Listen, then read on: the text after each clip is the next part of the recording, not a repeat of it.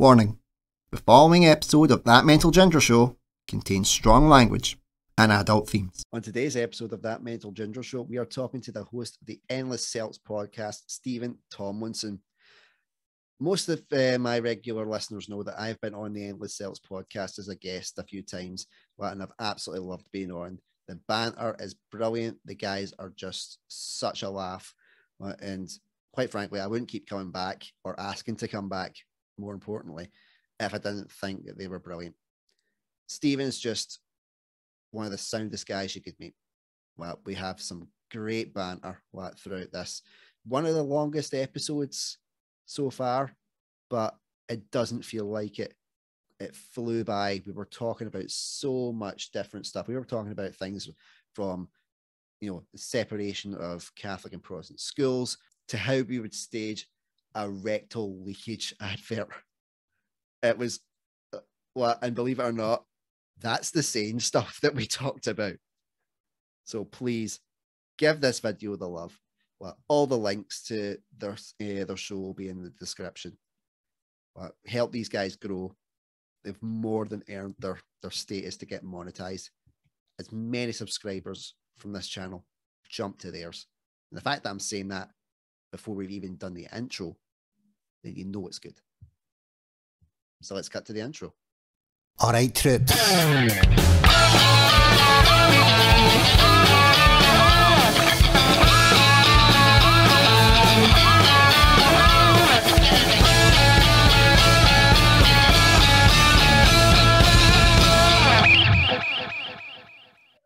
Hail, Stephen. Great to see you, my friend.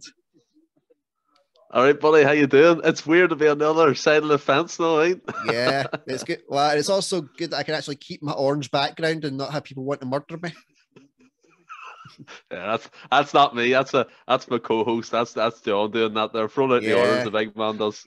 Well, in fairness, I always like having a wee bit of the banter with John as well. We differ and debate on a lot of things, and I love that. I love hearing his side of things. I hope and he's like, I respect your opinion. I'm like, well, I respect yours too. Otherwise, I tell you to shut the fuck up. It's all as you know, doing your own show. It's all about opinions, isn't it? It's all about different ways of looking at things, coming across from different angles. And me at the end of the Celts podcast, where I'm a host of it, it's the same thing. I mean, all my panel members like William, Ross, Franny, Anthony, John, we've all got different opinions, and that's what makes a great show. And added you coming on every so often, it's good crack, and I'm happy to be here. Like it's good to be invited on. Yeah, I like to throw my hat into the ring every now and then, as we've explained on your podcast and we've explained in here. I work with a bunch of bankers. And the worst part is they're all Rangers fans, so I don't get to talk to anybody that's a Celtic fan. But I found another one Celtic fan in the bank, and that's like Bigfoot riding a unicorn. It's so rare.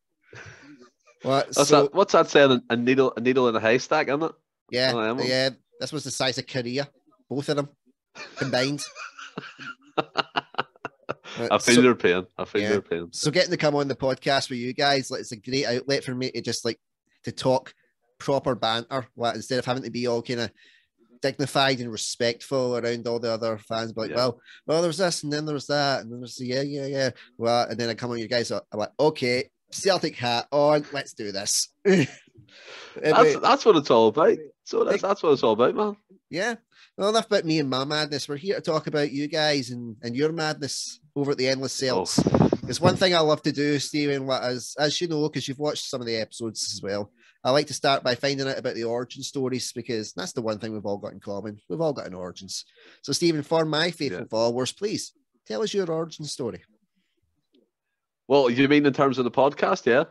Well, we'll start with the basics. Where were you born? Oh, I'm from Belfast, a little village called White Abbey. It's a mixed village. Everyone knows over here it's just based on religion. It's Catholic, Protestant. I tend to stay away from all that stuff. And yes, I run a Celtic podcast, but I'm not a stereotypical, the type of people that view what Celtic supporters are Rangers fans. I'm not that. We're all one. We all get on with each other, have a bit of banter. I'm from Ireland, Northern Ireland, for people who want to be Pacific.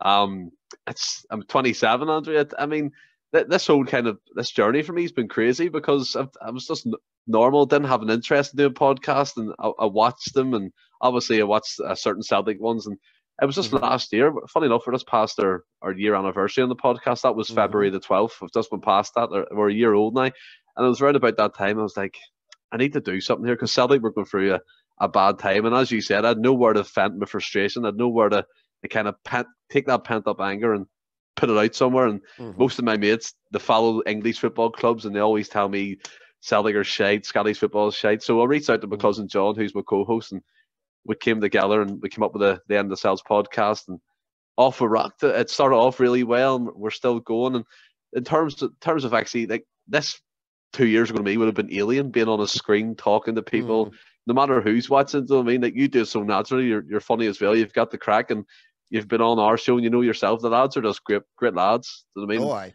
It's all six of us. We come up with different show ideas, and we keep the audience engaged. And I mean, the podcast is growing, much like yourself. You've had a revamp as well, haven't you? And yeah. We're just trying to change with the times, like you, and that's pretty much where our origin came from. Yeah. Well, one of the things what I related to there what you were talking about was like the whole, you don't like the whole like Northern Ireland, the Catholic Protestant thing. It's like, my dad's a Catholic and my mom's a Protestant, so I'm considered an abomination. You're not allowed. Yeah. Well, yeah, as I've said before in your podcast, I'm a ginger, left-handed Protestant that supports Celtic with mental health issues. Satan is down there going, finally, someone to take my place. The dark side, isn't it? I mean, this is what a lot of the misconception is about Irish people or people in Ireland. Like, we all hate each other because we're different religion. It's not that one. Yes, we had the conflict and the war like over 30 years ago now, but my generation, the generations after me, are just trying to move on from that and get on with each other. Yeah. Most of my best friends, I'd say vast majority, are probably Protestant and have a Rangers affiliation. But as you said, you go to work and you have banter with them, you have good crack. It doesn't become nothing more, nothing less. You're not going around going, I want to kill you or punch you because you support a certain team. For me, that's all backwater stuff. I'm not about that. And I hate to see Celtic fans being pigeonholed. Like, for example, when I was younger, like, if I said I was a Catholic, someone would go, "Oh, do you support Celtic?" That's always the link. That's like going into a mass and being like, everyone in there, like the old people, are you a Celtic fan because you're a Catholic and practicing religion? It doesn't make sense. So that's what I try and stay away from that. I'm an individual person. I support Celtic Football Club. I love Celtic Football Club. And in Ireland, unfortunately, there's still elements of people who want to cause trouble and they want to fight, they want to protest, they want to riot, and it's just not nice, to be honest. No, definitely not. And it's the same over in Scotland as well. Like, people they find a reason to beat the shit out of each other, and I'm like, well, in fairness, there's plenty of them. Pick a number. Well, it's the same deal. It was the same deal with me because I went to like a Prodi school, or what was classed as non-denominational, which is everything but Catholic. And we went there, and it was at that about kind of 11, 12 mark, and everybody's like, you've got to pick a team, you've got to pick a football team, you're Rangers or Celtic, you're Rangers or Celtic. And I'm like, at that point, I had a following of football. I had an idea, like, because as we've discussed in your podcast, that people know here, I'm an Aston Villa fan. I've been an Aston Villa fan longer than a Celtic fan. I was like, so I would always say I support Aston Villa. No, you need to have a Scottish team. Scottish team. I was like, I don't know. I don't know. And my dad had got tickets for a tour around Celtic Park, and it was the year Martin O'Neill had won the treble.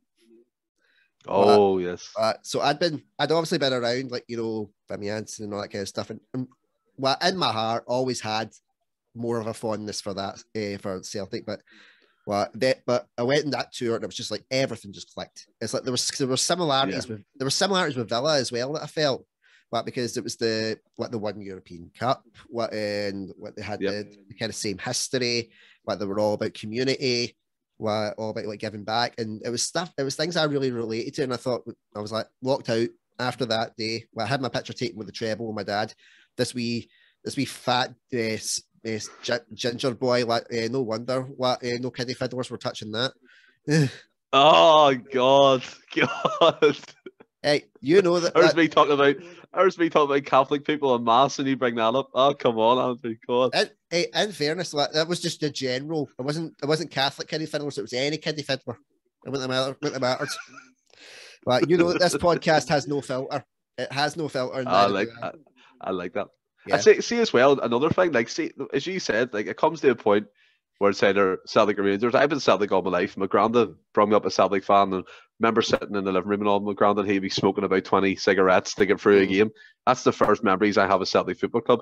But the way it is over here, it's so much, it's divisive. And when I go on trips to Scotland and Glasgow, which I do quite frequently, you see it filtering down, like the hatred and the kind of, as you said, trying to find an excuse to cause a fight. And what people don't understand, like, see Glasgow people or people in Scotland, they try and feed into what's happened over here, and that they feel like they're part of it. But a lot of the time, to be honest, they don't have a clue. And they're rabbiting on about, oh, you're a blah blah blah, or you belong to the you belong to the other side, and it's like, you just don't have a clue what you're talking about. You're fighting over football. Do you know what I mean? It's so stupid. And as you said, I remember going through certain areas when I was young over here, and they would run up to you behind you, and where are you from? Who do you support? And there's a certain word over here. It's a certain letter, actually. Hates, right? Yeah. So hates is how Catholics say it, and then H is how Protestants say it. And they will always catch out. But I was smart enough to realize what area it was in, so it very rarely happened to me. But that's how easy that a fight could start. Was it like a Dan O'Brien thing? Religion over here. It was like a Dan O'Brien thing where they'd be like, Dan O'Brien always had a skit, and it was like, his R would be or. Well, and they'd be like, or as an actual rowing oar. No, R, that's better. Well, I remember watching that and just buckling. I was like, man, it's because it was so relatable. Well, I couldn't believe. Well, is that way I could believe it, but I couldn't believe it at the same time. So once I finally admitted that I'd picked a team, everybody in the school at that point was like, "Oh, so what did you make of the Rangers game?" And I went, "It was shite." And they're like, "Wait, what?" I'm Celtic. Oh, no, that's not the right team. And I'm like, you gave me a choice of two. You gave me a choice, a 50% choice, and I still fucked it up. Did you go to a basement school, did you, when you were younger, or what way did you do it? Well, it was non-denominational, which was basically anything but Catholic. Well, and I was getting beat up on a daily basis beforehand because of being ginger and left-handed. I went up to buy daily the second they found out I was a Celtic fan. Wow, it's crazy. Like, I mean, over here, like, they're very rarely integrated schools, so you're kept apart. And I think that's one of the big major issues over here, that they keep apart kids and segregate them in their Protestant or Catholic school. It's only recently they started talking about integrating education, which I think would be a good step to get all this kind of hatred and monstrosity and get that out of kids. Because you know yourself, if you're coming from a working class background, what your parents tell you, you'll believe. Yeah. But you need to get out there. You need to experience the word. And I was kept in a Catholic school all my life. And to be fair, there were great Catholic schools. I was smart enough on my own with my mum, my granddad, my granny, to teach me the right way. And I've always stayed in the right track. I've never been one of them arseholes that go around beating up people. But it's so easily done. If you're coming from a deprived area and someone tells you that's the enemy, you'll believe that's the enemy for the rest of your life. And that's something that needs kicked out of society. Yeah, and it's the same over here. In our wee kind of central belt, the schools are still split. They're still split. Catholic schools and quote unquote they say proddy, but it's messing everything but. And I don't agree with it at all. I think it's really back. I just think it's backwards. Because it's just an excuse for people to fight. It was like our school would always fight. Exactly. Would always fight St. Margaret's because they were the other side, and I'm like, I would get on. Now, because I was getting beat up on a bi-daily basis, by this point, I was like, I'd get on with more people at St. Margaret's because I'm a Celtic fan than I would bloody here. It was absolutely ridiculous, man. It was unreal. And don't get me wrong, let's see that run in Seville. I was in, I think I was in fourth year at the time. That was beautiful. That was just everything. That was a beautiful. Everything about that was beautiful. It was beautiful because everybody's coming in. They're like, oh, you're up against Blackburn. Now, you're gonna get humped. Hump them. Oh, you're up against Liverpool. Oh, they'll hump you. Hump them. Oh, you're up against Boa Vista. You're no way you'll get it. I'm like, what do you say like that, guys? Yeah.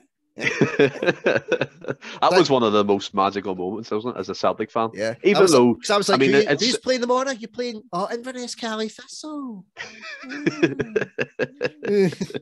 It's so Celtic of us, isn't it, to celebrate not winning anything? But it's how great. It's how great that run was, and it was just the kind of mythical, the kind of thing around it. As you said, we're facing teams like Liverpool, Boa Vista, Blackburn, Porto obviously was their downfall, but again, that was down to more of the gameplay from Jose Mourinho's team at that time. Yeah. It was just one of them runs that it galvanised you. And I mean, you probably went through a tough time at school, getting, as you said, beatings, and it probably getting creased when that run was happening. But you took it on the chin, you smiled through it because it was just fantastic. Quite literally, a couple of times. Yeah. What? I think like the only day I didn't get beat up was the day after Seville, because they were like, he suffered enough. But it was horrible. That was heartbreaking, absolutely heartbreaking. Well, I think it was the fact that like there was a chance of us winning all 4, and then it was like zip at the end, and you're like, whoa, this is the biggest come down. My dad just turned to me and went, "This is how it feels to be Celtic." Well, and I was like, champions again, don't you know? I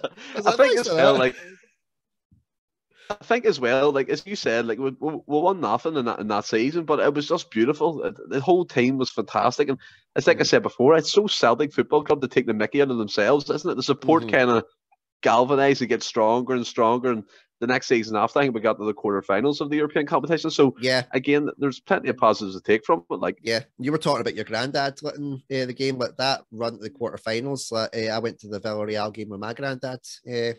What devil rest his soul, because he's definitely in hell. He was nice to me, but he's in hell for sure. But it was one of the best times I had with him. Because I went to the Teplice game with my dad.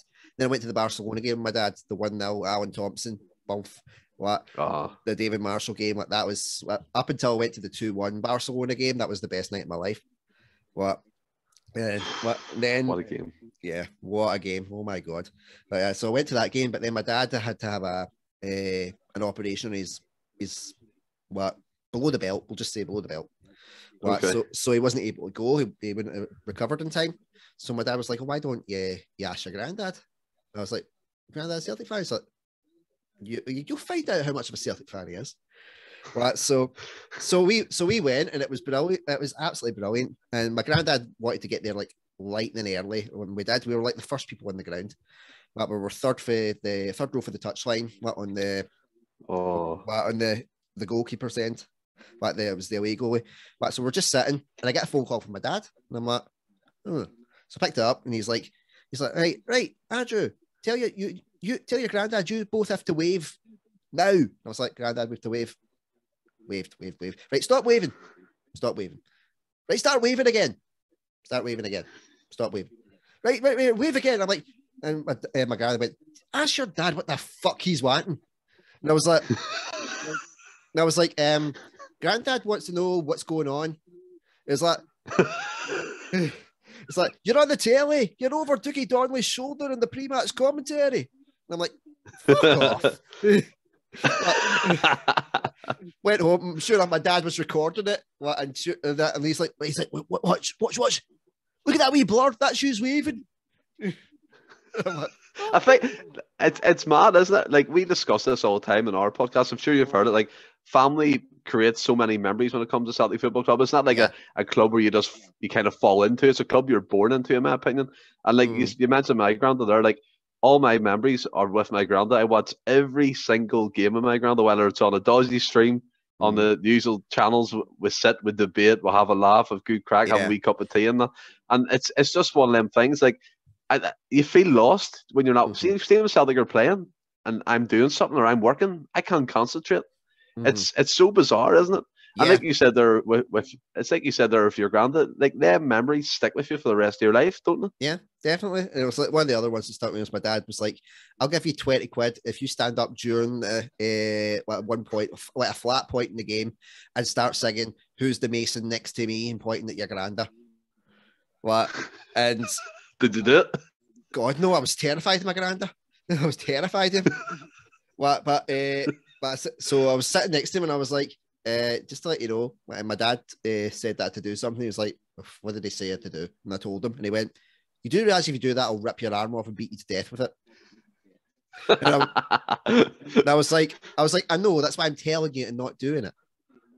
Yeah. It's like, but my granddad had great bits of pearls of wisdom. He had the infamous one, which was "Get out the road, hen, or I'll use your arse as a garage." What the hell? Yep. He showed me how to kill, gut, and scale a fish when I was 8 years old. Very nice. Is that like a grandson day out? It was a great bonding moment. It really was. Yeah, but, I can imagine. Yeah, I could never look at a fish finger the same way again. Oh God! But it was a thing. Like my granddad loved to go fishing, and we were young. So we would we thought, right? Oh, we get a bite of a fish. We get a bite of the rod. Get it out. Get the fish off the rod. Throw it back in. That's what we normally did. We didn't realize that just everything we caught was shit. So that's why it was getting flung back in. But so get one out, and I've got a decent sized fish for once. And my granddad's like, "Oh, brilliant, Andrew, well done." I was like, "Oh, thanks, Granddad." He's like, "Right." So I'm getting ready to throw this fish back into the water, and my granddad pulls out this rod, which he calls the priest. And the reason he called it the priest was because he gave the fish the last rites before he battered its melt in. So he did this in front of me. I'm sitting there like traumatized. I'm like, this isn't how the story normally goes. I'm thinking of some sort of like fish. I think I'm like in some sort of fish Silence of the Lambs movie or something. But and then he's like, "Oh, it was a female. Look at all the eggs coming out of it." And I'm like, "Oh." Well, and yeah, God. so we're driving home, and I'm just sitting. I'm like that. Traumatized. You're traumatized. We get into the house, and I'm going to go through the living room. He's like, "Oh, where are you going?" I'm like, "I'm going to watch Thomas." He's like, "No, you're not. I mean, this is your catch. We have to show you what to do. We have to show you how to gut it and how to scale it." And I'm like, "What?" So I'm watching all this because he's getting it ready to give to my dad, who's coming to pick me up. Well, I'd be like, "Your son caught his first proper fish there. He must be really proud." And he's like, "Oh, well done, Andrew." And I'm like, "Can we go home?" Like a horror movie, isn't it? Yeah. But he did. But in fairness, my granddad did give me my very first driving piece of driving advice, and it wasn't the garage one. Well, it was legit driving advice that I stick with to this day. It was when you come to a roundabout, and he's like, "What the ones on the right, they've got priority. The ones on the left, fuck them." See when you touch on driving there, I remember when I first was learning to drive, and obviously my granddad took me out and all in his car and up to like empty car parks. Me and him clashed all the time. We used to fight like cat and dog because he the worst front seat passenger you could ever imagine. I'd be just driving about 20 miles an hour, empty road, he'd be going, "Go slower, take the turn slower." And you're like, "Come on." Yeah. It's what they do, isn't it? Grandads are there just to give you advice, as you said, and guide you. It's like, I look back, Grandad was one who taught me how to cycle the bike, and I remember being on the stabilizers with him, then went cycling together for miles, and it's one of them things. It's a grandson relationship, isn't it? Special. Yeah, definitely. And with my granddad as well, by the time I learned to drive, he wasn't in the best of health. But my dad was like, "I'll take you out," and I just went, "Nope." I was like, "Not a chance. I'll head out with my mum." So I went out with my mum. And she's like, "I slow down." But she stopped saying it, but she kept grabbing like the wee handrail at the side of the passenger door. We just keep grabbing it, and I'm like, "Mum, can you stop doing that?" It's really freaking me out. It puts you off, doesn't it? Yeah, it really does. It really does. So I went out with my dad. I just thought, "Fuck it, I'll go out with my dad. Why not?" He was so cool. It was unreal. He was just like afterwards, he just didn't say anything. He just waited till afterwards. He's like, "You did really good, son." And that was it. And I was like, "That's all you need." I was like, "Wow, what, Dad? Awesome." And he's like, "So you can give us all a lift at Christmas to your grands for dinner. Well, and as long as I don't drink, you'll be all right to drive home." And I'm like, there it is. Yeah. And do you ever get them people who push the imaginary brake? Yes. Like the driving instructor. I hate that. Oh my God. Annoys me. Did you ever have when they tried to grab the wheel? Oh no, so I punch them in the face. Thinking that you're going to crash the car, and I'm like, I'm not going to crash the car. What? And then I crashed the car. Oh, lovely. No, I didn't crash the car with them. I have had a couple of bumps, but that's another story for another day. Or as we say, another day and another cup of coffee. Another day, another dollar. That's a good expression, isn't it? Yeah, definitely. Well, because it's an American one, and I'm like, we can't even use like another day, another pound over here because it's got rid of the £1 note. Well, everything's going digitalized as well, so you can't really say anything. You I can't really say another day, another bank card. I know. Sound right. I would really love to like, if they brought back the £1 note, because they've been making all these like the acetate, like the plasticky notes. Bring back the £1 note, like a limited edition. Well, and then everybody will want it, and it'll be getting sold on eBay for like £500 in a couple of years. I could guarantee it. Do you know something? We never had £1 notes. We never ever had them. The first time I ever seen one was in Scotland at my auntie's house, and I was like, "Why does it say one on it?" And my mum was like, "That's a £1 note." But I don't know if they didn't trust you with coins in case it's at them or something. Thought they were sweets, but I mean, we had the coins, like, and then you were bucking the trend by having the £1 notes. It was so strange. You don't ever see that like with euros and dollars, and that was like sterling. It's so strange. I was absolutely raging with my wife. We'd been about a year together, and she went with her auntie right up to the Heelans. Well, and she came back and she bought me a gift, and I was like, "Oh, nice!" Well, and it was a pair of pizza scissors.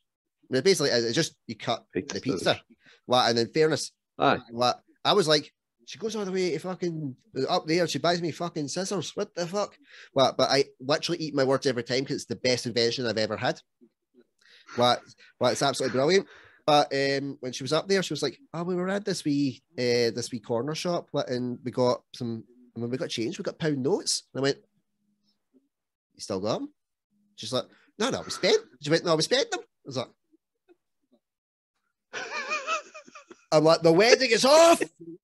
It's over." Do you really think though? Do you really think they were that special? I don't see anything. I mean, maybe as a nostalgia, like a nostalgia thing. It's because you don't see them anymore. You don't see them anymore. $1 bills and all that, like. Yeah, just put them in a wee frame and just be like, "Yep." It's like I got my dad a Manchester United ball for his Christmas. That was the last one that was signed by Sir Alex Ferguson and all the team at that time. And I was like, I can't just give him the ball. So I got a glass case and I got it all framed for him and stuff because Man U's his English team. Aye. So I got that for him. And when he opened it up, he was just totally stunned. And I was like, he's like, he didn't realize I was filming him. He thought I was taking pictures because he was holding it up like that. He's like, "You take the picture yet, son?" I'm like, "No, I'm filming." "All right." So he starts doing like an Academy Award speech with the ball. It was brilliant. See, did you get into that craze, the George Best fibers? Yes. Did you get one of them? I think my dad's got one. I've got one of them in like a wee plastic case thing. I remember getting one of them. They were like a collector's item, but they're worth fuck all now. Like, oh, definitely. They'll say like, "Oh, this will be worth something one day," and you're like, "Bollocks, just bollocks." Nah. Maybe if someone wants to buy my podcast off me, I'll be fine. Yeah. Well, there's something I actually do want to ask you about the podcast. How the fuck did you get sponsors? Tell me. Enlighten me. Well, this is the thing. Let me into your inner sanctum, my friend. It happened. I mean, you've got a bigger following than us, so I mean, you're getting. What are you getting money now, aren't you? Yeah, I'm getting monetized, but this sponsor's touched me with a fucking barge pole yet. I mean, I think it all came down to the first time Manscaped. I think they approached us through like a trial of 4 weeks, and John organised that with co-host John, and he got them involved. We got wee goodies off them and stuff, and I think we've done quite well for them in terms of sales. Yeah. Second time they've come back, and they've offered us like a rolling monthly type contract thing, and again they sent us some subscriptions, some goodies and that, and it's all done. Like they're all sound. You just have to obviously promote them and stuff, and they actually do good business. And anyone who wants to use their deal is 20% off. Sells the code at manscaped.com. But there you go. You got to throw it in. And then tonight we're sponsored by. Tonight we're sponsored by Ross McCall's new interview. We have a podcast going on as we record this. But Ross McCall's new movie, A Violent Man, he kindly sponsored our show. He might be a potential future guest. So it all just kind of fell in our laps. Obviously a bit of hard work, but we got there, and we'll hopefully grow up subscribers a bit further. I mean, I've looked at your show ever since, and you were interested in our show. I looked at your show, and I've seen that grow. You've changed a few times, and your followings went up, and you've done some cracking interviews with comedians and people with mental health. And I think it's actually, see, coming onto this show, I was nervous. I told you before, because I'm so used to the chatting about football, and usually have like a guard up coming when I talk about myself. But I'm actually, it's good because you get to talk about different avenues and different things. Mental health's a lot to do with it, and I know that's a staple of your podcast. And mental health people out there, it's like, just reach out. And what I do on my podcast, like, we're a group of guys and we all vent to each other. It's like a support system as well in our group chat. And I would encourage anyone, female, male, kids, children, anybody, if they're struggling, reach out to people, because it's so bad suffering. We've all been there. We've all had our journeys where we've hit a wall and we didn't know we're getting back up again. But eventually you talk to the right people, you reach out to your friends, and you'd be actually surprised, Andrew. Look what's came off it. You've got a podcast because you like to vent and you like to talk and be yourself and get guests on. That's pretty much what I do over in the Celts podcast as well, and it's absolutely fantastic. I love it. Yeah, I love going on Endless Celts, like, because, like I said, like, it's great to talk to just some guys about football that I don't really get a chance to, and I love like the different kind of styles of each one, because like in our show, like, for anybody that is a regular listener, if not, and if they haven't, they still don't figure out the formula. What the fuck, man? We've done like 60 Come episodes. on, that mental ginger show. Yeah, come on. It's like we've done 60 episodes. You should know the role by now. It's like I'll do a start question and end question, and let my natural nosiness fill in the middle, and just my general banter. But what I love about you guys, because it is about football, there'll be certain things that will have happened throughout between the times that you've done one recording and the next. So there'll have been a game, there'll have been something in the gossip columns, or there'll been something that have came to light. There'll been some managers' comments, or there'll be some other pundits' comments. And you guys sort them out in a really good order of what to talk about that gets it nice and flowing. And when I jumped onto that, I was like, wow, this is what, do I need to like have an actual format now? What the fuck? Do I need to think of something? I really don't think it's thanks very much. It's not a question of a format, to be honest, Andrew. It's like the reason I do it. Other guys that don't do it so much, but I like to have like a flow of where we're going. Do you know what I mean? Because if you're going from one subject to the other, and even more so now, you're doing it live.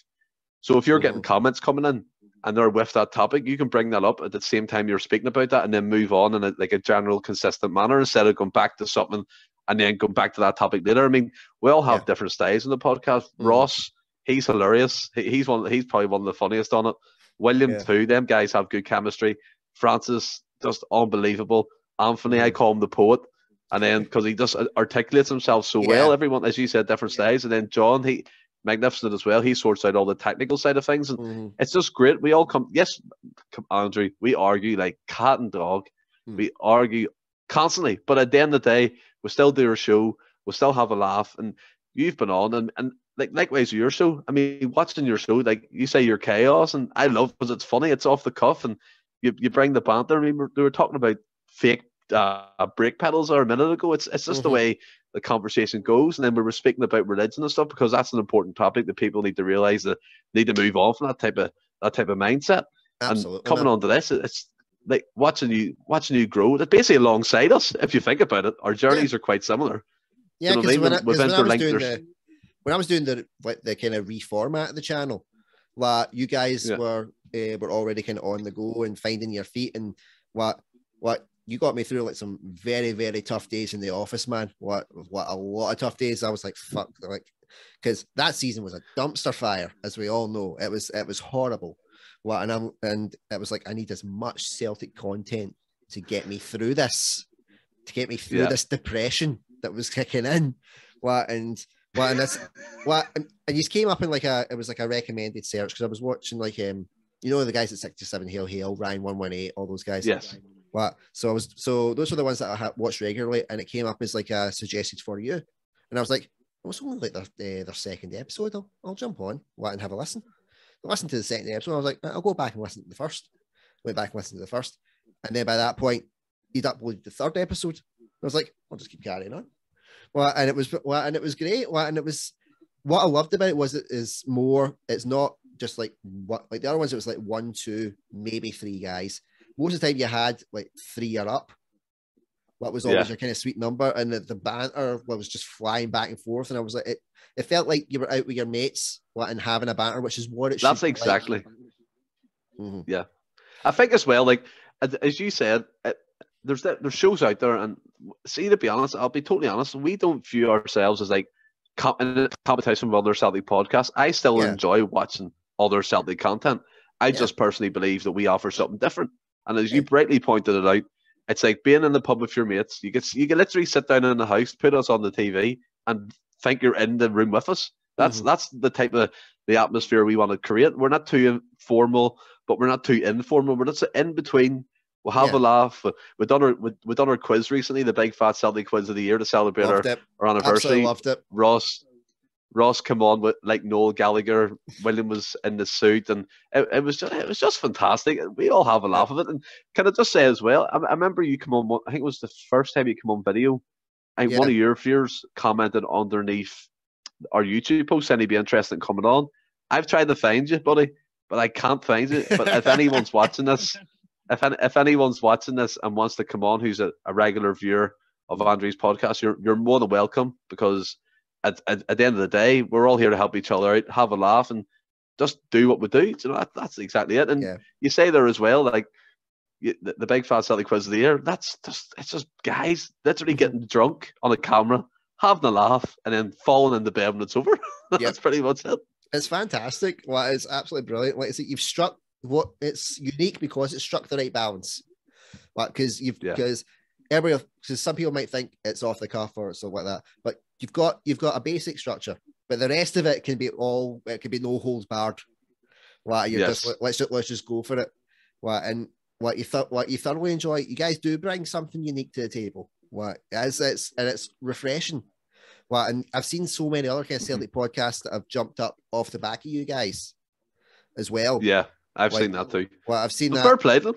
Yeah, fair play. And I'm like the more Celtic content we can get out, just like with any content, like the more you can get, the better. But at the same time, you stick with what you know and what you're good at. Like, if you find something that works, and you guys work, what you're good at, what you do. It's like, because I need to clear something up for all the Celtic faithful from the Endless Celts podcast. I'd recently done a video promoting my ginger media. And I'd said I believe that what I want to try and do high quality content, professional standard. And sometimes people say the content must come first, and I'm like, yeah. And I was like, I agree with you guys, but you got to have the quality, the professional content, quality of the content to back it up. The people thought that I was taking a pot shot at it, and I was like, no, it's not. I'm not taking any pot shots. It's just because I'm wanting to try and make it more of a career. It's something I want to do for a bit more for me than anything else, because I hate my day job. Everybody knows I hate my day job. It's soul destroying. So I need to push that a little bit more to go a bit further. And I think John thought that I was taking a swipe at you guys, like the way you do your stuff. It's like, because it's like we do it on the we don't have professional stuff. We've got headset mics and this stuff. Does that mean our stuff isn't as professional quality? And I'm like, not in the slightest, guys. 100% respect for you guys. So much so that I messaged him on Facebook, and I'm like, guys, I was like, mate, I hope you didn't think I was taking a pot shot at you, because if I was, I would have mentioned your fucking name, because I don't hold back, and you guys know that. Yeah, so I would have been like, look, you guys are fucking shit, but I love you guys. I love coming on to your ones. I saw you message, are you free? I'm like, yes, I'll drop fucking everything and come on. There's no need. There is no need to clear anything up, man. Yeah. And see, to be fair, everyone has their own their type of content. I think probably John was coming towards the fact that we don't have a studio, mainly because I'm in Belfast, so it'll be literally impossible to do. So we've tried to make our StreamYard platform look as good as we can. And produce it as best we can. And likewise yourselves, I've seen you do videos in studios, and it looks absolutely fantastic the way you have a production. And I know you want to do this as more of a day job, and I mean, I think I do as well. I would love to do it full time, because my job's okay, to be fair. It's not soul destroying, but what would be better than sitting talking about Celtic all day? You tell me that.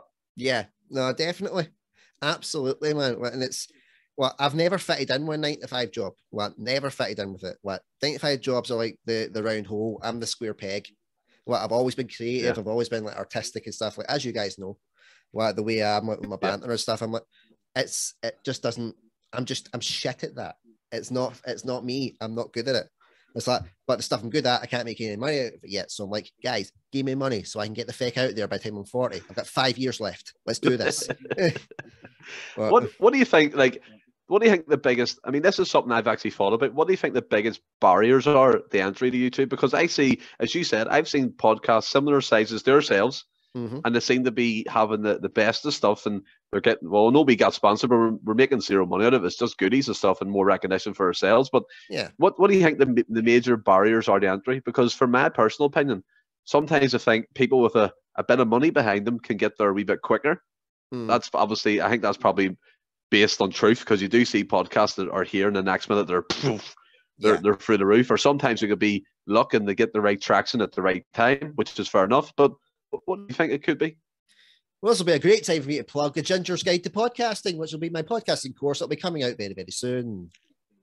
Yes. Well, thank you for that. Well, plugs each there. There we go.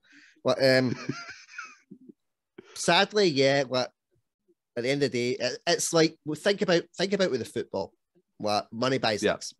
Money buys leagues. Oh, aye. Well, Paris Saint-Germain have bought their leagues. Well, the Premier League just is so saturated with money that no one can really buy it. But you still always get your big twos. You always get like your Man U, Arsenal, your Chelsea, Man U, your Liverpool, Man City at the time of this recording. What? So it doesn't always money doesn't necessarily buy that league, but it makes a hell of a difference because it buys the best players and it makes it more competitive. Well, even in our league, Celtic were considerably ahead of our nearest rivals. Not being derogatory, just a fact.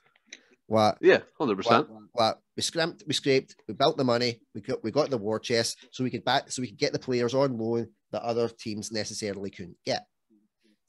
And it's the same way in any type of work. Like, because I'm not ashamed to admit that I did do some investing in my podcast. Don't get me wrong, I've ran myself broke. But I did it because I was like, I believe in this. I believe in what I'm trying to do. And I think with just that little bit of an extra push, I might get results. And it's the only time that I've ever backed myself in something, like, especially in a financial sense, because like I'm the old adage, like the two Scotsmen fighting over a penny. That's how copper wire was invented. That's how thrifty I am. Normally, and I was like, you know what, fuck it, I'm going to back myself. Because people are telling me it's good. My ideas, and my content. It's like I've just got to have a bit more faith. And I was like, fuck it, let's do it. Let's invest in some better tech. Let's get the new laptop so I can get the nice background. Let's go and get like the new ring light, which I've got now. Let's invest in like a couple of extra days in the studio for my other projects as well.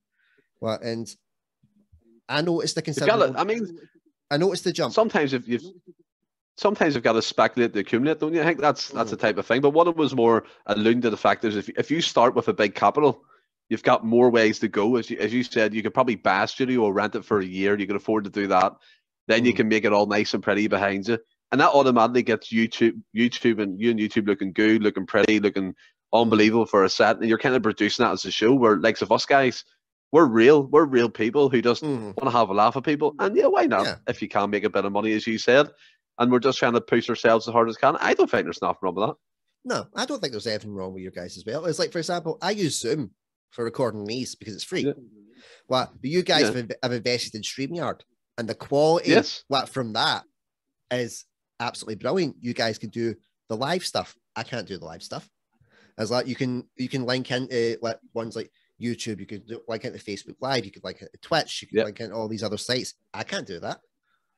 Because I don't have a fucking clue, and I don't have the money to invest in it. I've lost guests because I don't have StreamYard. Bigger guests that I wanted to get, they're like, "Oh, do you have StreamYard?" And I'm like, "No." They're like, "Oh, we can't come on then." Because it doesn't look professional. And I was like, "Your loss, not mine." I think, but that's exactly what it is. It's conception, isn't it? People think if you go on a show, just for example, right, and it has like 90 subscribers, right? They could be the best people in the world, but just because they don't have one bit of technology, people turn their nose up and they're like, nah. I don't get that. I think we should all be given a fair chance, a fair platform.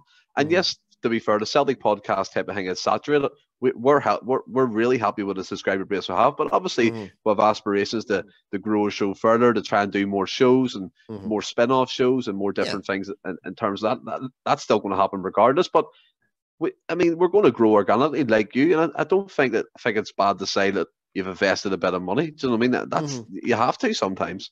Yeah, no, definitely. And the main thing is, like, you guys have grown organically, and everything backs it up. The subscriber count backs it up. The views back it up. Your journey backs it up, and you're constantly pushing yourselves to be better. And what everybody says, like, I mean, bottom line is, like, you know, the numbers sadly don't lie.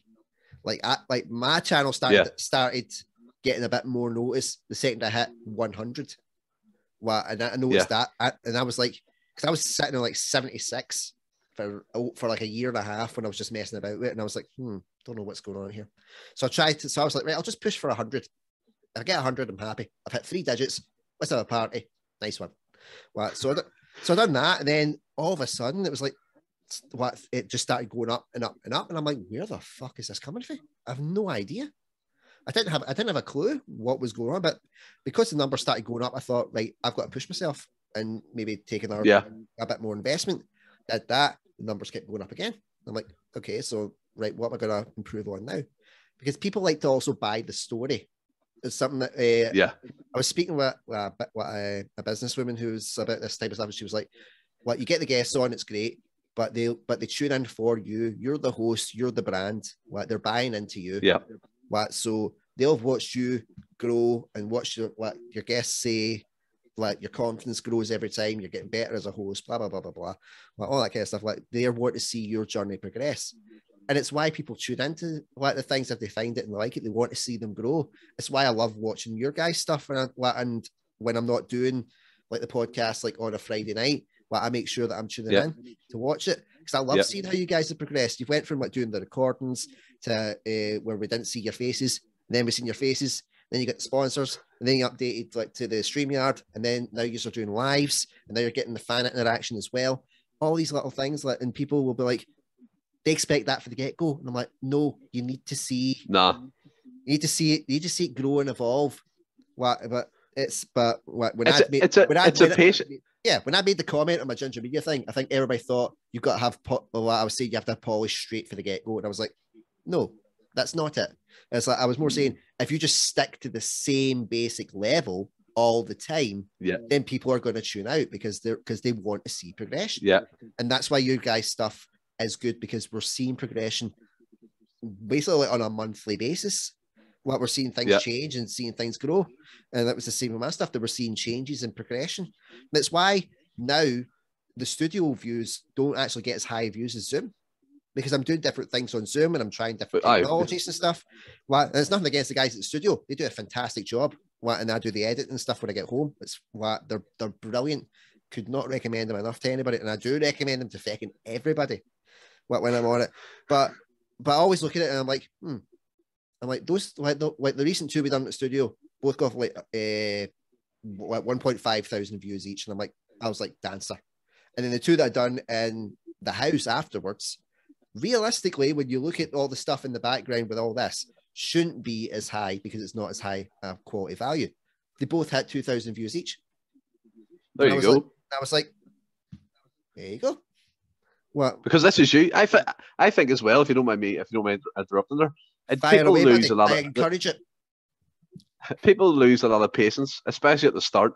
And me personally, I nearly packed it, but because you're looking at numbers and you're going, I'm 2 days in, I should have been up here, should have been doing, I should have been. But as you said, you grow. You can't just go video. You can't go live straight away. You have to see where you hit, who your target audience is, who's enjoying it, who's enjoying the content. And I think, to be fair, Andrew, to yourself, you've got it nailed on fantastic, because you touch on mental health. People have a lot of issues, especially during lockdown and the coronavirus pandemic. You talk about art, you talk about music, comedy. It brings a bit of life and joy back into people who otherwise might be a wee bit down in the dumps. And one thing I like saying, we had a comment on our show basically saying that they feel like we're friends to this particular person because he watches us on a daily basis and he feels like a part of us.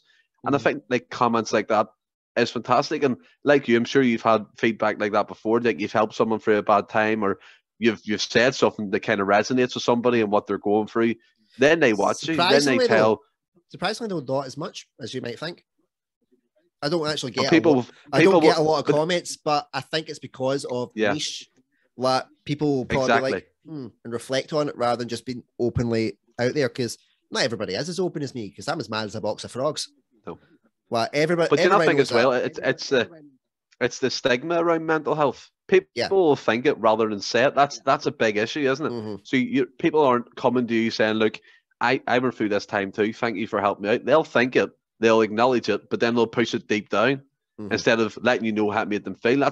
There's still stigma around mental health and around how people get on and how they should react. Another big factor in that as well, I'm sure you've noticed, is social media. Yeah. If you see a person who's skinny, you're going, "Oh, I should be like him or her."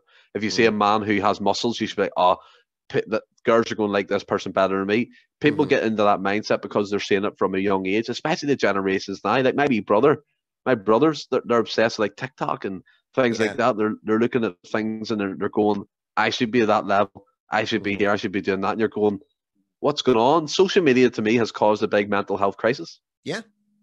Well, I had a guy on from Andy's Man Club, which is a mental health charity, and he'd said, like, we were in a mental health pandemic long before COVID hit, and I was like, yeah, you were right. Oh, because if you think about when sadly when Caroline Flack took her own life and there was the whole Be Kind thing, that was a month before COVID hit. COVID hit, all that was gone, and everybody's calling everybody wankers because they're not isolating, or they're not wearing a mask, or they're not doing this. And it just turned on a dime. If we're getting through like this kind of part of the pandemic now, great, but there's a lot of mental scarring that needs to heal. I think as well, governments love to forget that, don't they, Andrew? I mean, they leave the working class behind a lot. And we were talking about deprived areas at the start of the show. That all the suicides or people taking people's lives is mostly from that kind of demographic, and it's because they're not shown the way. They ask for help from the NHS, and yes, the NHS do a fantastic job, but they're left waiting 8-10 weeks. And unfortunately, some people can't wait that long. Their pressures are so bad, and it's unfortunate. As you said, there's a mental health crisis for years. We're talking years. We're not talking just 5 or 6, 10, 20, 30, because people back in the day, if you of that persuasion, they would have been like a macho man or a woman who's the head of a house. They're not going to talk about their problems, but they'll be experiencing it, but not venting it. Yeah, definitely. It's like I kind of made the joke about my granddad, like saying like, oh, he wasn't a nice person, like, because he's in hell for sure. Like, he was nice to me, but he's in hell, that kind of thing. But my granddad 100% had mental health issues. 100% had those problems, but he was of a generation where that didn't exist. To them, and it was just like, push it down, carry on. And I knew that because when my granddad had a heart attack, we had 3. It was the 4th one that finally got him, but he'd had 3, and he was encouraged to start doing painting, and start doing that. So he got like a paint by number set, and getting to see this artistic side of him, and this softer side of him, because he was brilliant at it. He was brilliant at painting, and like I said, he liked to fish. That was one of the things for helping calm down. He used to race pigeons, all that kind of stuff. All these little things that were not stereotypically what he would have grown up with. But he saw them, and he just saw his mood totally change at that point. And I was like, and as you get older, and as I went through like my own therapy after I took not well, because luckily I was able to, at the time, afford to go private because, the NHS wasn't doing anything for me. Nothing against them, but I needed the help sooner than that, like you said. Yeah. So I went down the private route, and it was through that I realised he was human. He made mistakes like we all do, but his were worse because he wasn't allowed to admit that he made mistakes or that he was struggling. And it was the same with my dad. My dad for a time didn't understand like my mental health stuff or what was going on. And then he his back gave out, and he took a wee bit of a depression because he couldn't do what he normally does. He's a hands-on guy. He's a painter and decorator. Yeah. He used to play football. He had a trial with St. Mirren as well.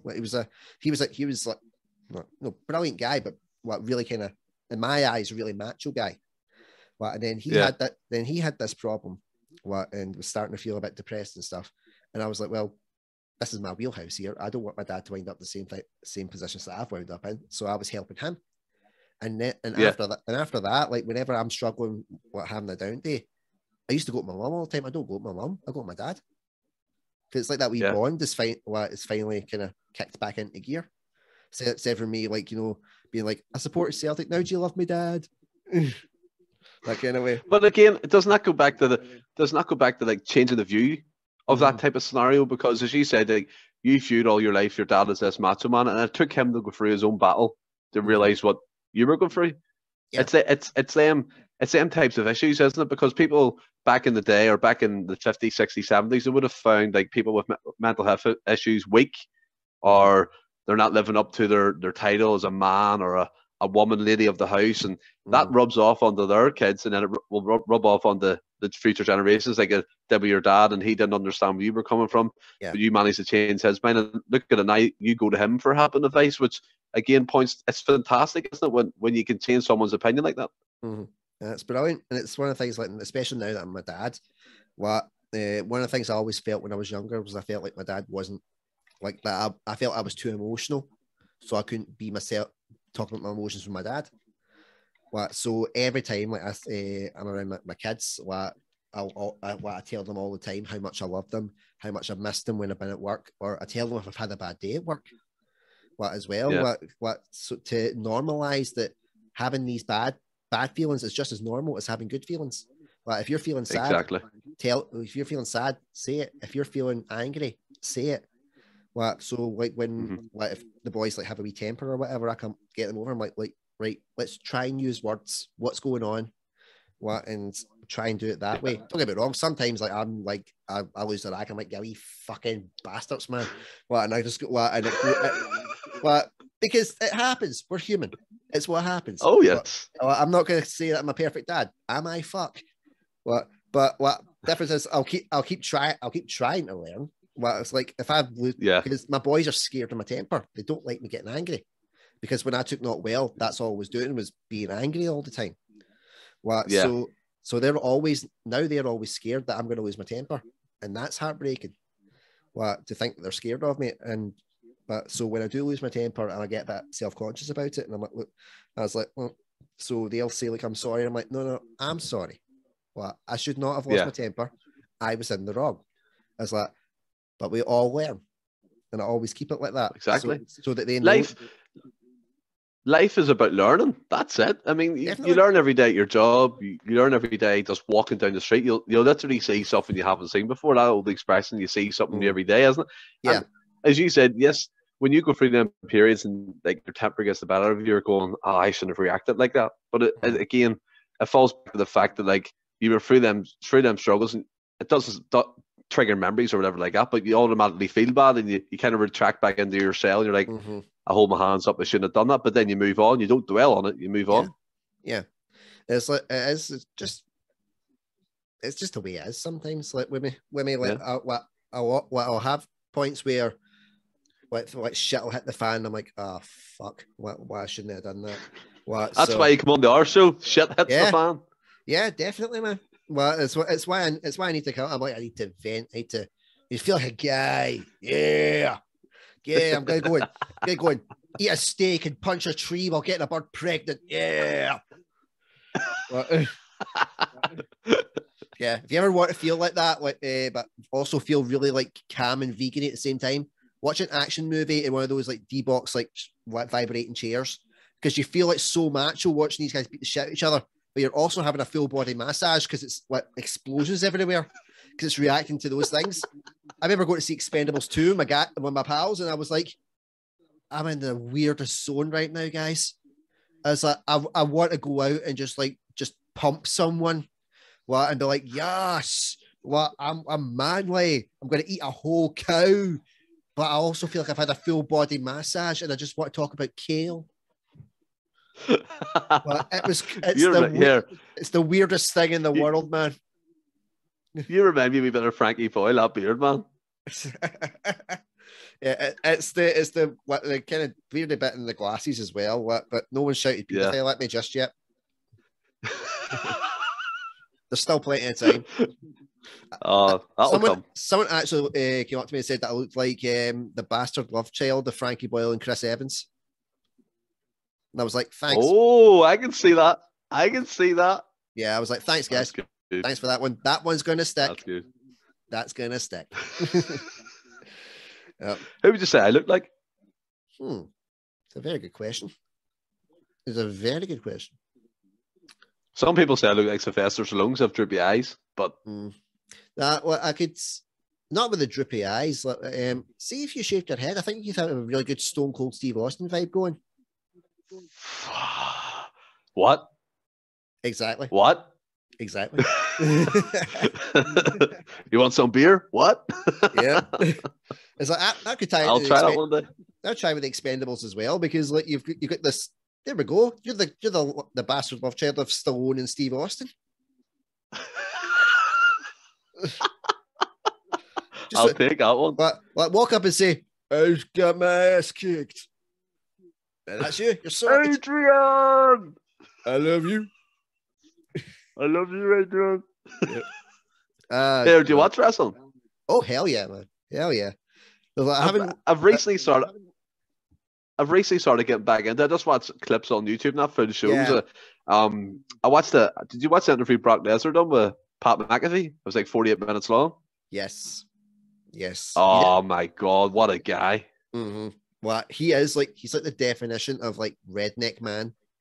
It's like hunting and shooting, and of course him and Stone Cold are best friends. Of course they're best friends. It's like they did. But it's so good to see him be himself, isn't it? Yeah. Especially in WWE. They get cowboy hats and it's good. Like it is good. Good angle. I know went off on a tangent there, but yeah. Hey, this show is all about tangents. We're all for the tangents. It's like, and I love watching like the cultaholic wrestling and like all those kind of ones, like WrestleMania, finding out all the stuff and all the stories that they never told you back in the day. Triple H, retiring. Yeah, man. I got it. He was the game. The thing about that's Lemmy's gone and now he's retired, and I'm like, come on, man. Yeah. Like the stable. Shawn Michaels back for one more run. Oh, yeah, back for one more run. Let's not talk about Crown Jewel, shall we? Oh God, see some of them. I mean, see Goldberg and all. Like, he shouldn't be anywhere near it. No, they shouldn't. But at the same time, it just shows you like their pool's depleted. But it's depleted because they let about 60 people go. Well, then they went to AEW and revitalized their careers. AEW is good. I like AEW. AEW is like what we grew up with the Attitude Era. Like, it gives me good Attitude Era vibes. I'm like, yes, this is, and it's the same deal. You feel you feel manly afterwards. But you realize what you're like. Yes, I can go out and punch a tree. Yeah, well, yeah, I feel awesome. Although, even watching the women's matches, you're still like, yeah, I want to go out and get a uterus. Yeah. Do you think it's a bit weird though how Cody Rhodes jumped ship again? I thought that was strange. All about the money, baby. And Vince always likes the guys that try and take them on and get a scalp. What he liked Paul Heyman. Yeah. He liked Eric Bischoff. What he didn't like them obviously during those times, but he respected them for giving him a challenge. He likes guys that can stand up to him. And Cody Rhodes definitely did that. So when he's getting that, Vince McMahon done an interview with Pat McAfee as well. You see that one? Mm-hmm. Yeah, that's the kind of the build up for WrestleMania. Mm-hmm. Yeah, but a lot of interesting stuff came out of that interview, and I was like, interesting. Interesting. He's an interesting man. Him. Yeah, he's fucking terrifying. Absolutely terrifying. Well, I seen a picture of him. It was like one of those happy birthday Vince McMahon things. It was a picture of him at his desk signing. He was looking up at the camera. He looked like Lucifer.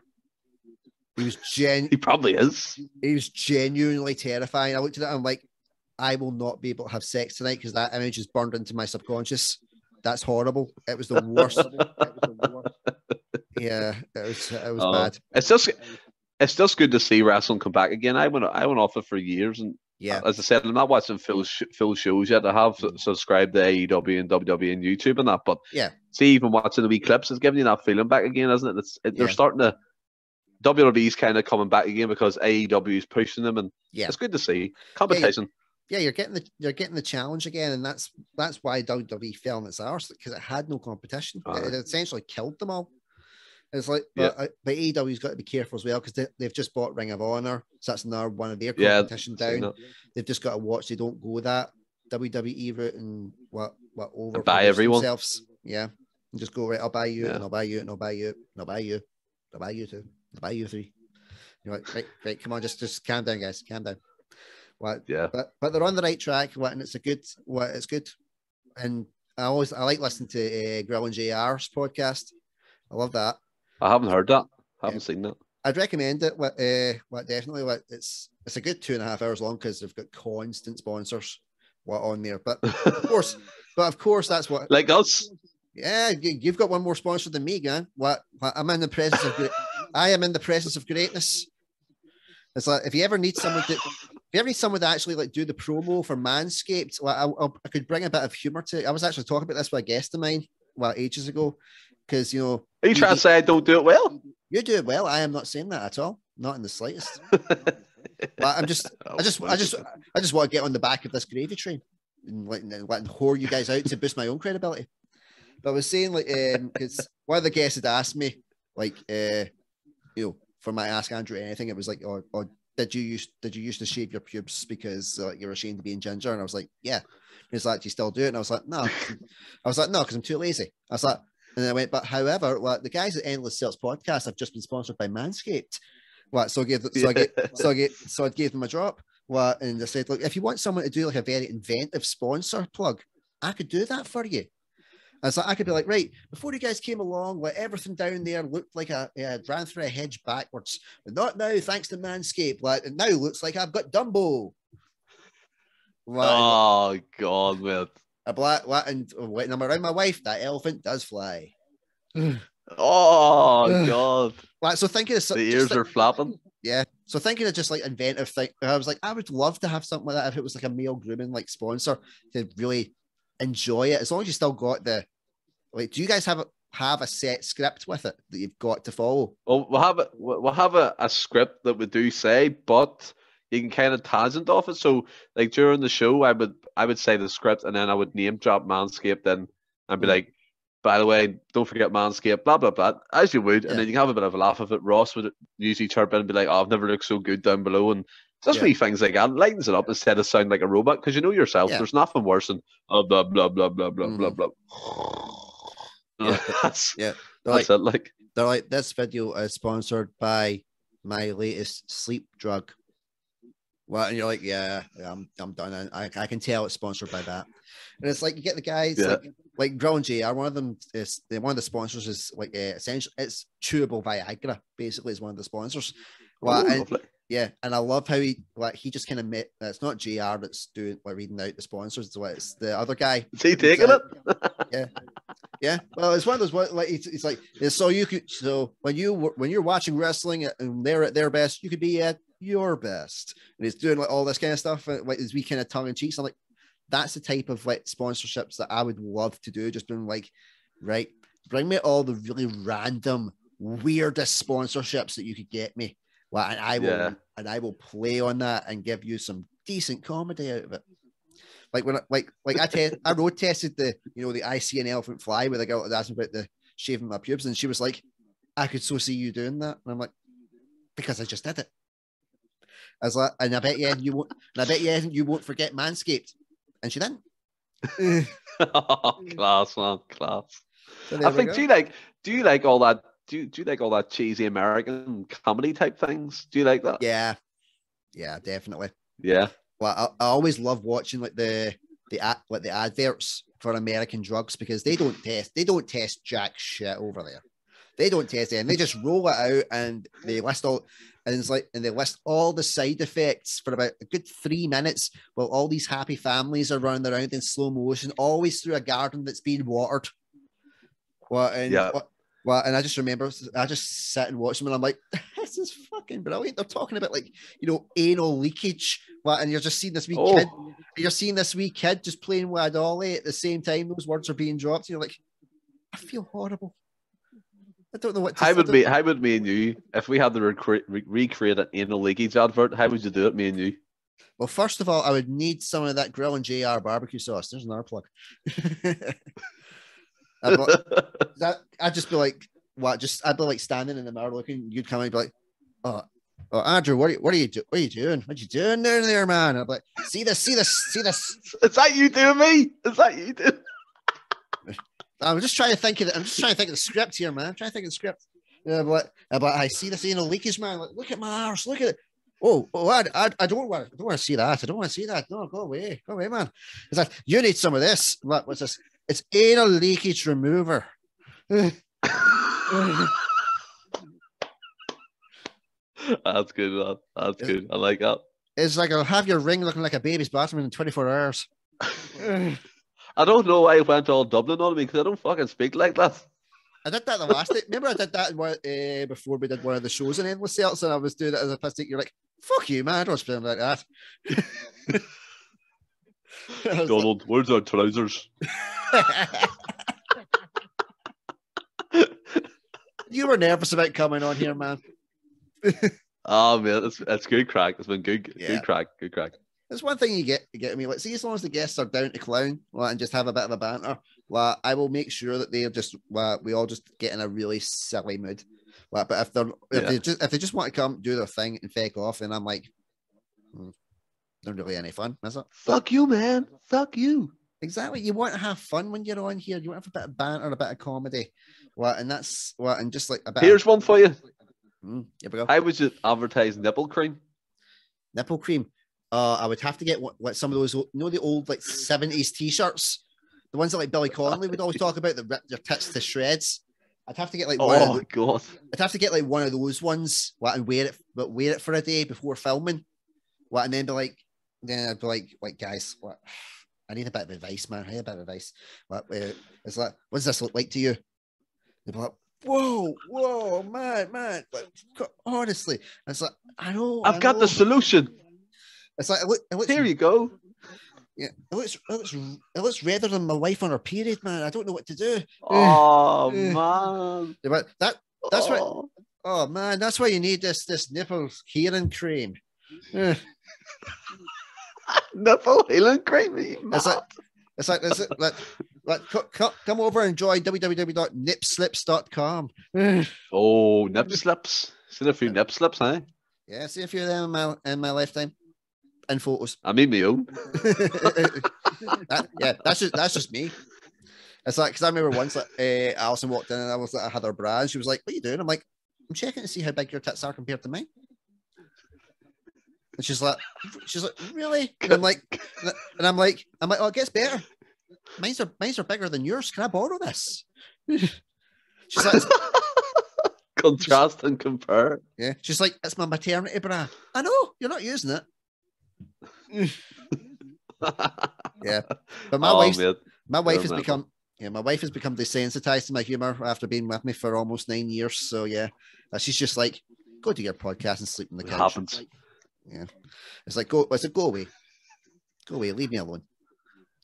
But the two words that get you through any relationship: yes, dear. Gets you through you through everything. Just say yes, dear. 100%. Whether you do it or not, it's a different story, but it works. Like, 9 times out of 10.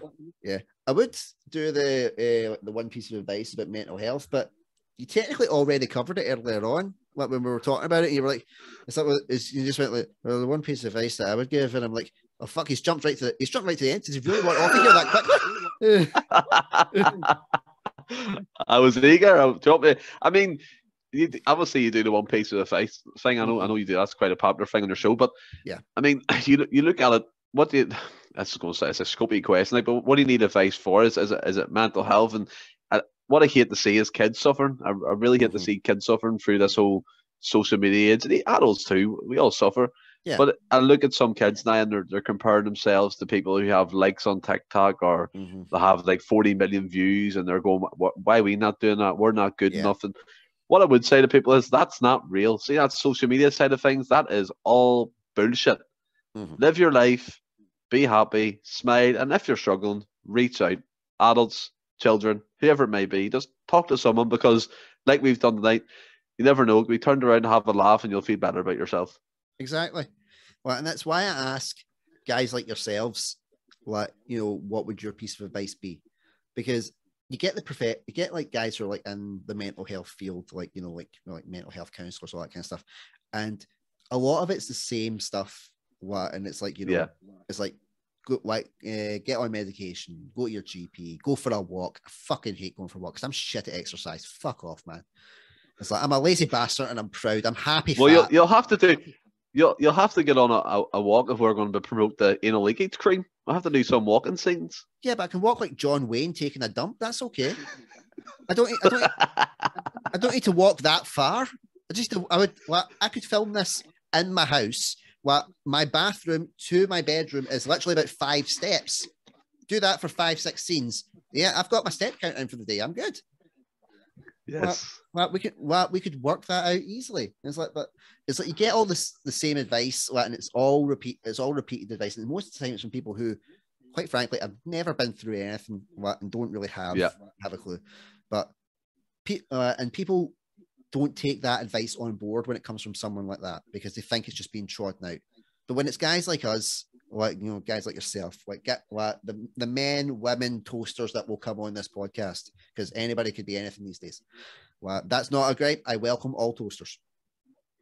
But guys who've been through the shit of life, who've had to live from paycheck to paycheck, who've worried where their next meal's coming from, who've worried like how they're going to be able to afford their gas and their electric, who are wondering, like, am I going to have to sell one of my kids on eBay just to be able to pay rent? One of those people who have been through like some really dark shit, and are not qualified, and are quote unquote working class and all that stuff. They're the ones that are the most qualified to talk about it, because they've gone through some of the hardest crap that most people couldn't even imagine. They're the ones that should give advice. Exactly. And they're the ones that give the best advice, because they keep it simple and to the point. It's talk to someone, or if you need help, go get help. If you need to do think as well, Andrew, I think as well, you can see through people's shit, can't you? You can see when they're not being genuine. And I'm saying it from the bottom of my heart, like as Andrew said, I'm just a normal person, average Joe with a day job and does a wee podcast on the side. And I can tell you now that life is going to be all pretty and rainbows, but it's definitely not. You're going to have tough times from being a kid to being an adult towards the end of your life, and you do have to go through it somehow. And I found speaking out helped me. Speaking and having a laugh with like-minded people like yourself, the guys in the podcast, family, friends, and it all helps. You know what I mean? It really does. Yeah, and you don't never ever give up something that you love doing. For any circumstances. Like when I gave up doing like my acting and stuff, at the time you think you're doing the right thing, but it's not.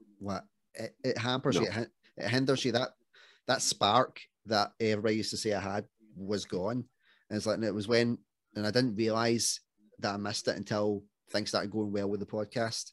And then when I would talk about it with people at my day job, they're like, your face just totally lit up. We haven't seen a smile like that since you've been working here for 4 years. And I'm like, because I fucking hate this place, guys. I'm only here for the money. I'm here to put a roof over my kid's head. That is it. If I can make money doing the stuff with the podcast and that, I will be out of here faster than you can say I quit.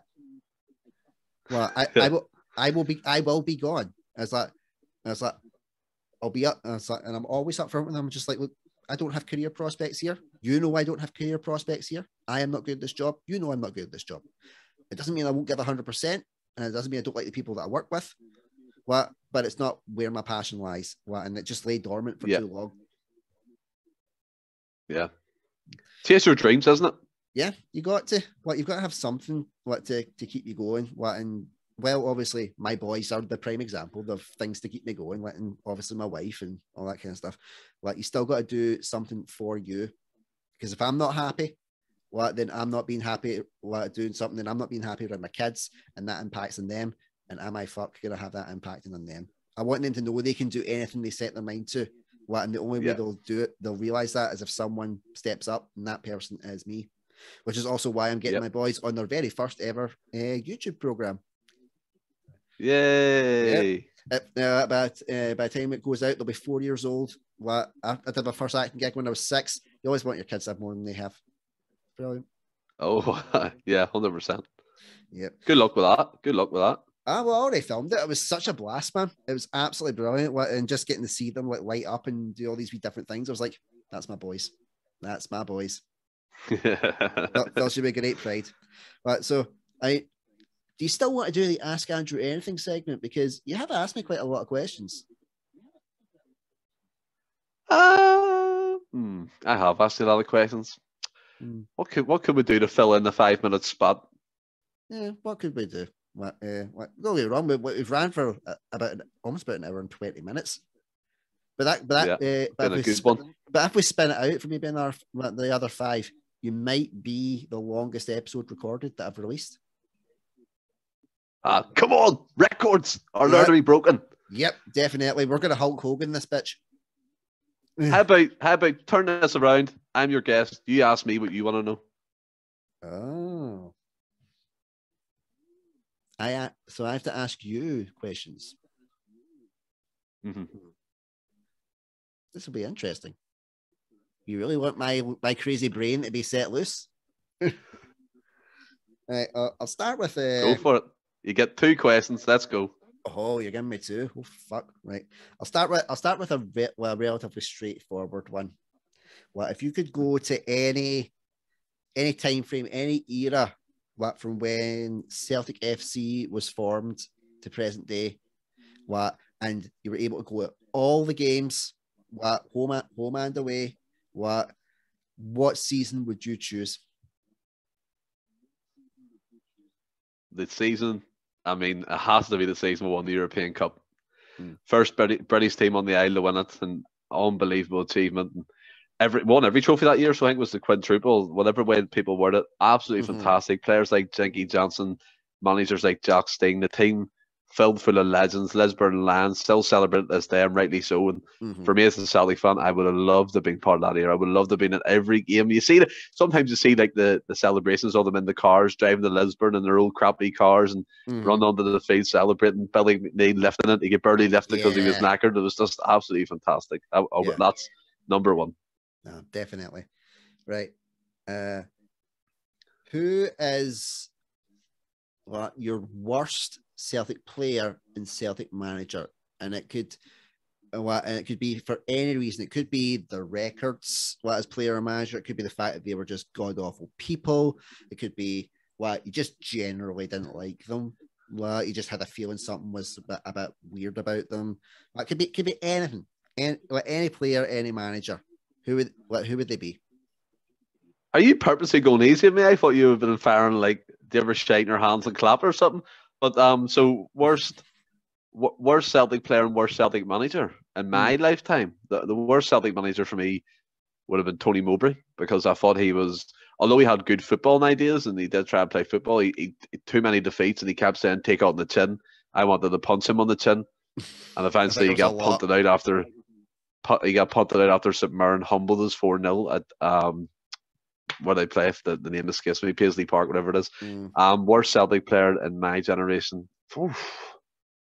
I know that's a hard one, in fairness, because there's been so many. Like just in our generation alone, there's been so many horror shows. The worst Celtic player. Wow. Oh, your man, the right back, Jeremy Tolyan. Remember we signed him on loan? Yeah. Oh my God. That was horrible. Jesus. I've seen better players out the back. Like, honestly. And he's been linked with Bayern Munich. What? I know. Crazy. He clearly didn't look at the stuff he done here. A few more mentions. Amido Balde. He was crap. Efrain Juarez, remember the Mexican, came in for like 4 million quid. Oh my God. He was trunks. There's probably so much obvious players I'm missing, but these are players that come to my head. Mo Kamara, the left back, under striker. Freddie Ljungberg. Freddie Ljungberg. Oh, yeah. Remember he was labelled as like a marquee signing. He couldn't even run. Terrible. Yeah. He was over there to sell underwear. That was it. I mean, the legendary one is what's his name again? Dewey, the centre back. Chadu. The Chinese centre back. No, not Chadu. Dewey. Remember the centre back that started against Clyde? Yes. And he lasted 45 minutes and he was never seen again. Yeah. I have to say him. He's a shambles. Yeah, there was quite a few shambles. What even like guys like Carlton Cole. What, oh my god! What, that was. Remember, like the spate during the Martin O'Neill era, where what we seemed to be signing players that should have been going to the retirement home.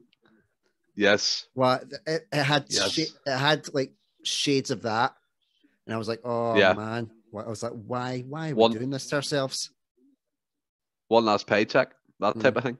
Yeah, you know who was actually statistically the worst goalkeeper that we'd had in the last kind of 20, 30 years? David Marshall.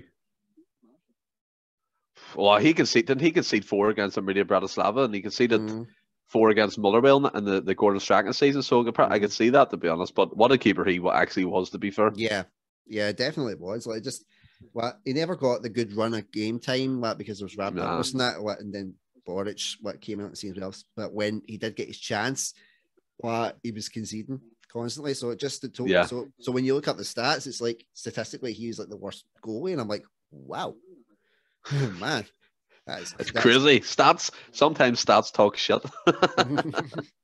Yeah, and then you look at the other stats, and you're like, wow, Ronnie Dyla during our 9 in a row was our most successful manager, or like longest serving manager. For that, because he was meant to be there for 3 because they were waiting for Rangers to go up, and then they got pumped. Woohoo! But it also meant we had to have Ronnie Dyla for another season. But in fair, I liked him. I liked him as well. He brought a good passion as well, and he brought Stuart Armstrong, Gary Mackay-Stevens, Stefan Johansson, a couple of good players. Callum McGregor, give him his chance. Look at him now. Yeah, definitely. So you can't really fault them that way. Yeah, and John Collins was his assistant manager, and at the time I was actually working with his sister. Oh, were you? Yeah, I was working with his sister. So here's an interesting story that I'll keep for here. And it'll probably go on the Endless Celts podcast. It'll be something that you can slag me for. But I did a gig, like an acting gig at a Hilton Hotel. Right. But it's basically like loads of rich people with getting drunk. Were just, so we'd all turn up like we were coming for a wedding, and we were all pissed as farts. So we'd act like really, really steaming. And just go around letting noise up the guests like between all these different bits of entertainment that were coming on. So I went up to this table and I was pretending I was hammered, and I'm like, "What? Hey, it's John Collins." Thinking it was just a guy who looked like John Collins.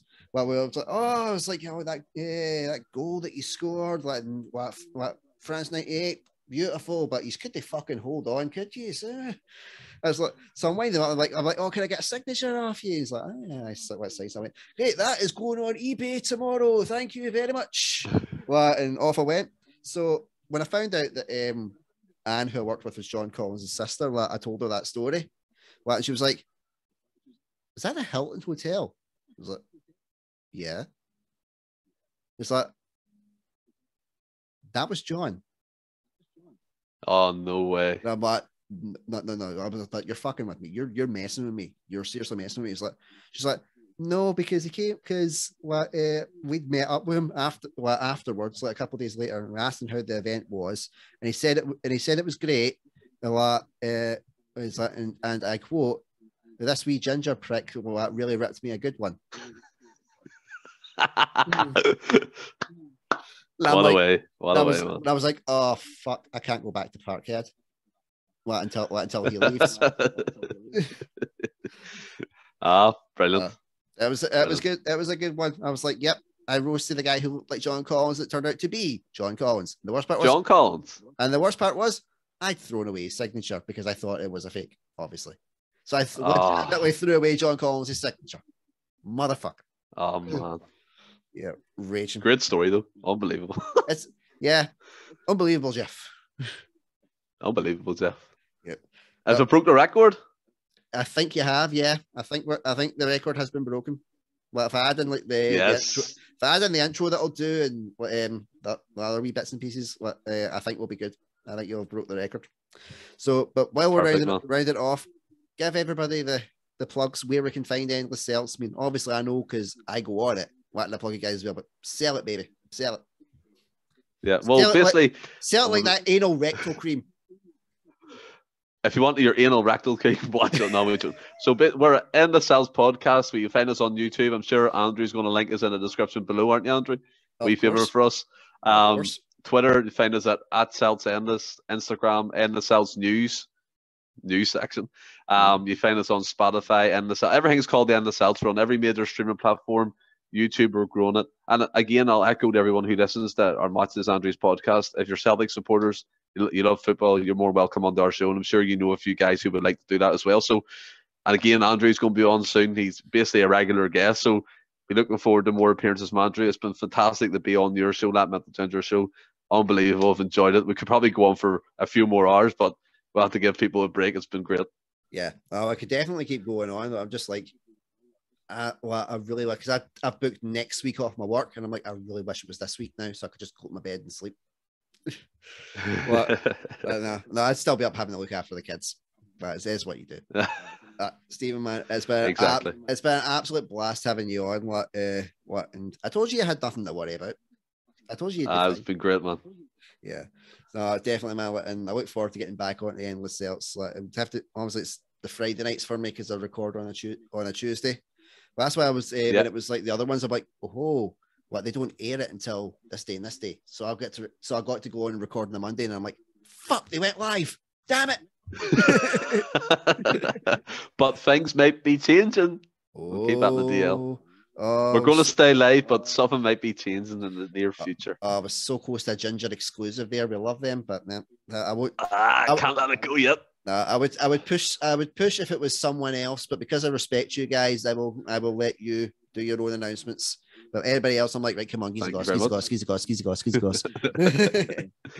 Oh man, well, looking forward to getting back on. Definitely, man. For all the guys that from Endless Celts, you're fucking cracking. They're great guys. John, always love our likewise to you, man. Yeah. John, always love our debates. About the social media sides of it and stuff like that. William had actually reached out to me on Twitter, saying that he liked the stuff I was doing. I really appreciated that as well. And just look forward to coming back. 100%. Won't be long.